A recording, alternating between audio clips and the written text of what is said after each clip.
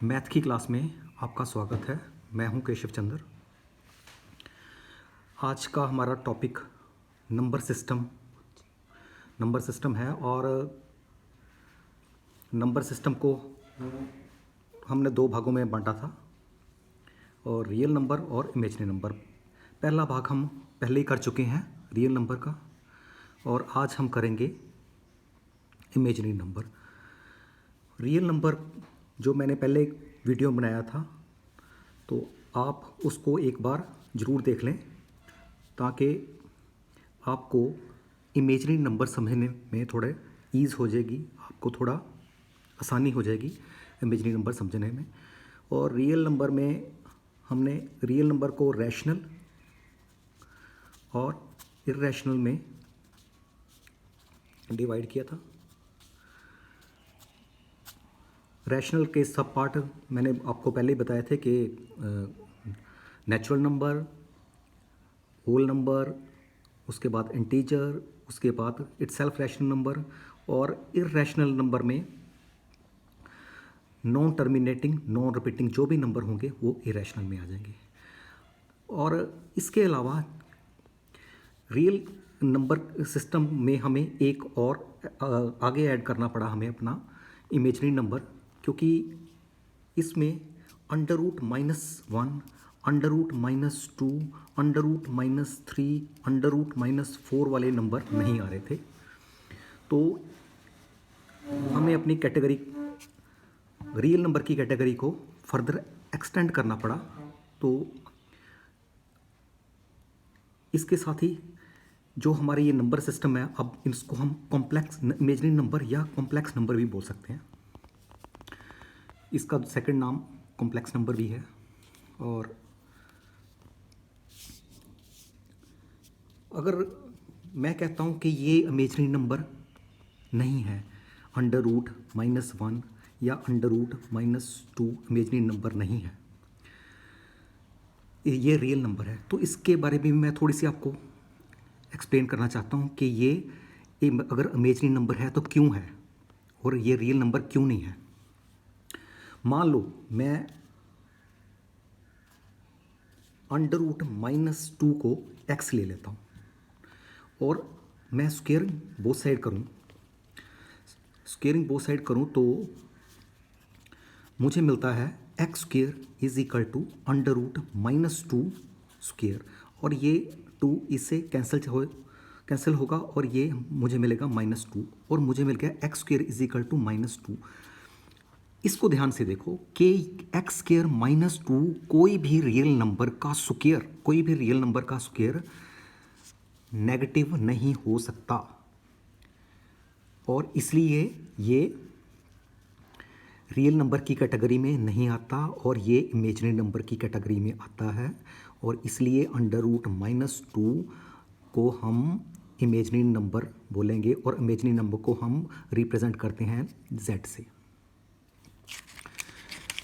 इसमें एक थोड़ा छोटा सा एक मैं आपको और एक्सप्लेन करता हूँ कि कई बच्चे सोचते हैं कि अगर x √-2 है तो हमारे पास एक प्रॉपर्टी है रियल नंबर की कि √m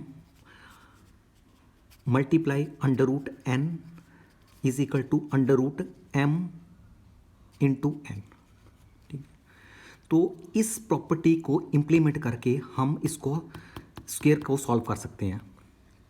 तो देखें कैसे करते हैं वो। अगर मैं x × x लूँ और -2 √-2 और √-2 को आपस में मल्टीप्लाई कर दूँ तो मुझे मिलेगा x² = √-2 मल्टीप्लाई -2। इस हिसाब से according to that property of real number, तो मेरे पास आया x² = -2 to 4, तो मेरे पास आया 4, और लास्ट में मेरे पास आंसर इसका आ गया 2। ठीक है, तो कुछ बच्चे बोलते होंगे कि x² तो 2 आ रहा है, लेकिन ये हमारा रॉन्ग है, क्योंकि जो ये प्रॉपर्टी है रियल नंबर की, ये तभी लगती है अगर m की वैल्यू ज़ीरो हो, ये ज़ीरो से बड़ी हो, एन की वैल्यू ज़ीरो हो या ज़ीरो से बड़ी हो, लेकिन इस केस में हमारा एम या एन जो भी है अंदर अंडर रूट के अंदर है वो नेगेटिव है। और इस प्रॉपर्टी के हिसाब से जो अंडर रूट के अंदर होगा वो नेगेटिव होना चाहिए, पॉजिटिव होना चाहिए, ज़ीरो होना चाहिए या पॉजिटिव होना चाहिए, लेकिन ये नेगेटिव है तो ये प्रॉपर्टी तो यहाँ लगेगी नहीं, और इसलिए ये इस तरह इसको सॉल्व नहीं कर सकते। सॉल्व तो ऐसे ही होगा, लेकिन इसको हम रियल नंबर नहीं बोलेंगे और इसको इसलिए हम बोलेंगे इमेजिनरी नंबर। तो ये इमेजिनरी नंबर की कैटेगरी में हमारे आते हैं। तो अब मैं आपको अंडर रूट -1 के बारे में थोड़ा बताना चाहता हूँ कि इसको हम अयोटा बोलते हैं। अयोटा, इसका हमने एक नाम रख दिया अयोटा, अंडर रूट -1 अयोटा। तो इस हिसाब से जो हमारे इमेजिनरी नंबर हैं, जो हमारे इमेजिनरी नंबर हैं ये, तो इसको अयोटा की फॉर्म में भी लिख सकते हैं। देखो मैं कैसे लिखता हूँ, अंडर रूट -2 को मैं under root -1 multiply under root -2 लिख सकता हूँ, और अंडर रूट -1 को हम अयोटा बोलते हैं तो इसको अयोटा अंडर रूट 2 बोल दिया। इस तरह ही अंडर रूट -3 को under root -1 multiply under root 3, तो इसको अयोटा अंडर रूट 3 बोल सकते हैं। इस तरह ही अंडर रूट -4 को under root -1 multiply under root 4, तो 4 का 2 आ जाएगा, और ये अंडर रूट इसका अयोटा हो जाएगा तो ये 2 अयोटा है। तो अगर हम इमेजिनरी नंबर को अयोटा की फॉर्म में इस प्रकार लिखते हैं, ऐसे लिखते हैं। और थोड़ा मैं आपको अयोटा के बारे में थोड़ा और बता दूं, क्योंकि वो आपको जब हम कम्प्लेक्स नंबर चैप्टर पढ़ेंगे तो आपको काफ़ी काम आएगी वो प्रॉपर्टी अयोटा की। तो अगर अयोटा हमें पता है कि अंडर रूट -1 है, तो अयोटा स्क्वायर क्या होगा? Iota square, iota multiply iota means under root -1 multiply under root -1 means -1। Iota cube को हम अयोटा स्क्वायर इंटू अयोटा लिख सकते हैं, और अयोटा स्क्वायर हमें पता है कि -1 है, और इसका माइनस अयोटा आएगा, और अयोटा 4 को हम iota square into iota square, iota square means -1 multiply -1, तो ये आएगा माइनस माइनस प्लस, +1 आएगा इसमें।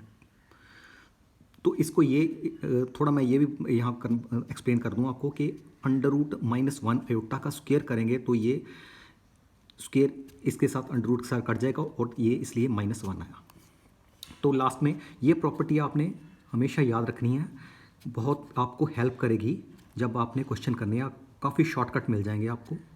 तो -1 अयोटा क्यूब माइनस अयोटा और अयोटा 4 1, ये 4 जो अयोटा की फॉर्म आपने याद रखनी है। तो इसके आगे चलते हैं हम।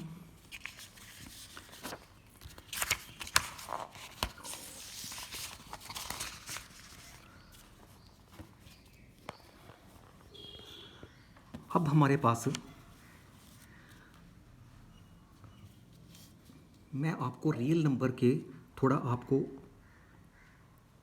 रियल नंबर के बारे में और इमेजिनरी नंबर के बारे में आपको ये बताना चाहता हूँ कि अगर दोनों को मिला दिया जाए तो इसको हम कॉम्प्लेक्स नंबर बोलेंगे, और कॉम्प्लेक्स नंबर को हम z = a प्लस ओटा b भी लिख सकते हैं।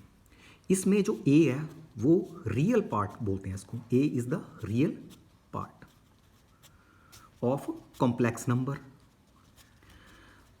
और b जो है हमारा imaginary part of complex number. Okay, तो अगर मान लो अगर हमारा a 0 हो गया, रियल पार्ट हमारा 0 हो गया, तो z की value automatically z is equal to iota b. तो ये प्योर इमेजनरी हो जाएगा, इसको प्योर इमेजनरी बोलते हैं अगर इसमें रियल पार्ट जीरो हो जाए। ये प्योर इमेजनरी फॉर्म बन गई, ठीक है। अगर if b is equal to zero, अगर b जीरो, इसका इमेजनरी पार्ट जीरो हो गया तो इसमें जीरो कर दो तो z क्या हमारे पास आ जाएगा a। ये प्योर रियल पार्ट हो जाएगा, प्योर रियल, ये प्योर रियल नंबर हो जाएगा, प्योर रियल नंबर।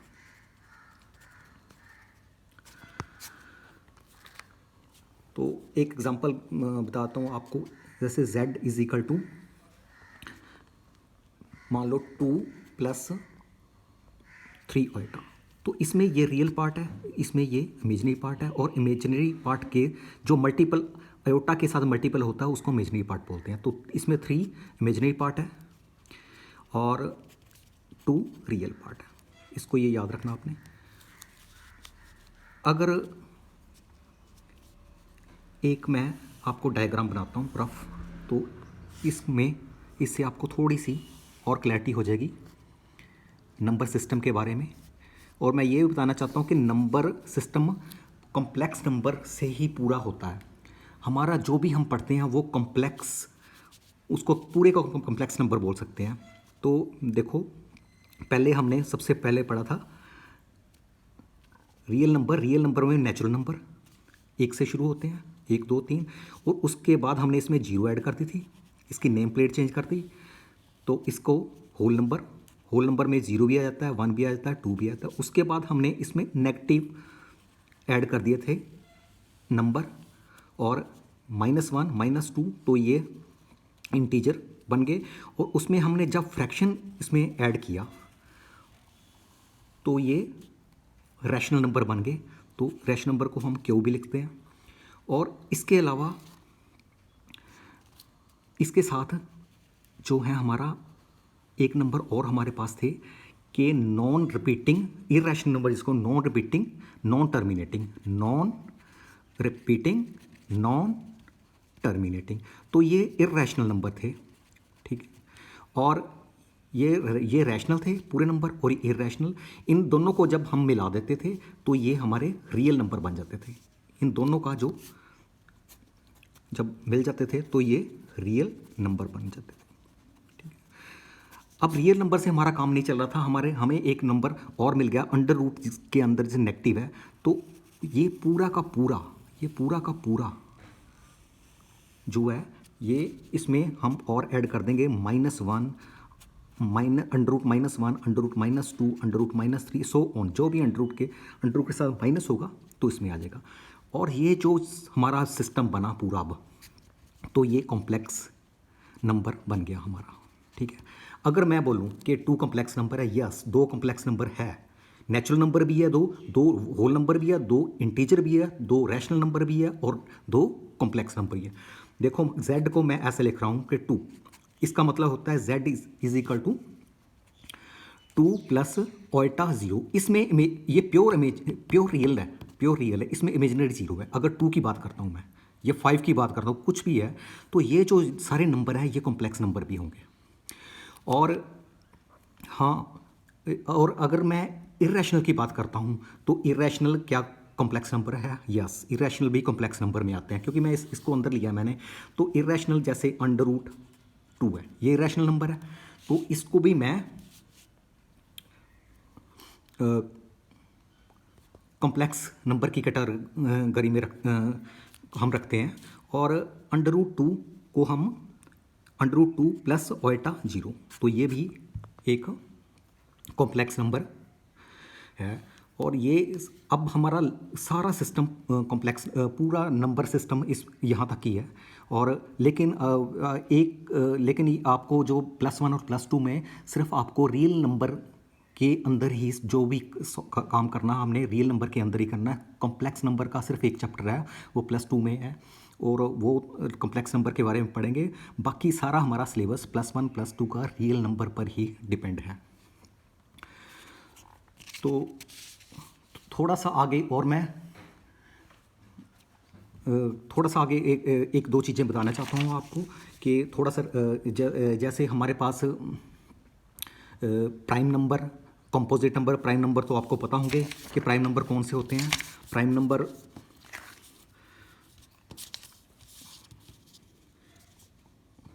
2, 3, 5, 7 जो एक से डिवाइड हो जाता है, अपने आप से डिवाइड हो जाते हैं, वो प्राइम नंबर है। इनको हिंदी में अभाज्य संख्या भी बोलते हैं। और जो इसके अलावा होते हैं कंपोजिट नंबर। कंपोजिट नंबर वो होते हैं जो एक से डिवाइड हो जाए, अपने आप से डिवाइड हो, उसके अलावा किसी और से भी डिवाइड हो। जैसे 4 एक से डिवाइड हो जाता है, 4 से भी डिवाइड हो जाए, लेकिन 2 से भी डिवाइड होता है। जैसे 9 एक से डिवाइड हो रहा है, 9 से डिवाइड हो रहा है, और 3 से भी डिवाइड हो रहा है, तो ये कंपोजिट नंबर है। और 1 ऐसा नंबर है, ना ये कंपोजिट है ना ये प्राइम है, क्योंकि ये अब एक से तो डिवाइड हो रहा है, तो अपने आप से डिवाइड हो रहा है, लेकिन ये सिंगल है।